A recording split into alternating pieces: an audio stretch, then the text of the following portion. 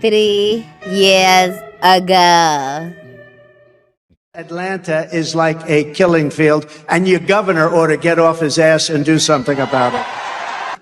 But Kemp doesn't want to end it because he's a bad guy, he's a disloyal guy, and he's a very average governor. Little Brian Kemp. Bad guy. But think of it. I got this guy nominated, I then got him elected. Without me, he doesn't get nominated and he doesn't get elected.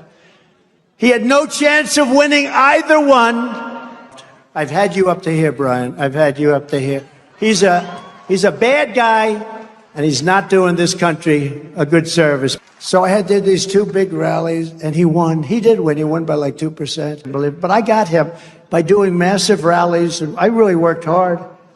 He's the most disloyal guy I think I've ever seen. Let's talk about what's going on in Georgia with Brian Kemp. So he had to today try to explain his relationship with Donald Trump, and here's what he said.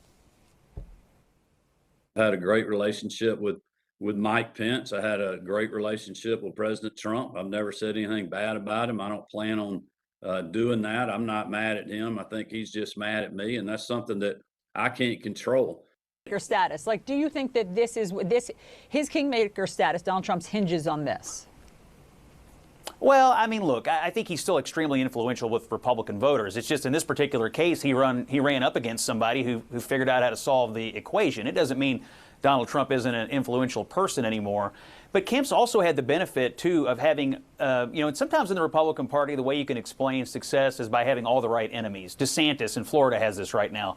Kemp, in many ways, has had all the right enemies. He defeated Stacey Abrams. He stood up against some of the corporations in Georgia in 2020. He, stuck to his guns on the Georgia election law that, a lot of the national liberal establishment came down on him for. So even though Donald Trump was mad at him, he then cultivated some of the right enemies that I think signaled to Republican voters, hey, Brian Kemp really is one of us, despite Donald Trump's opinion. So does it totally throw out his kingmaker status? No.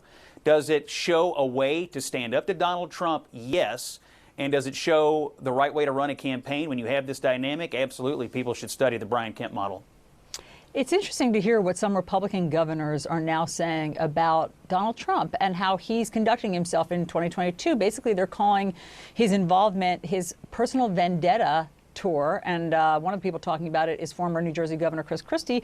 He said this yesterday. This is not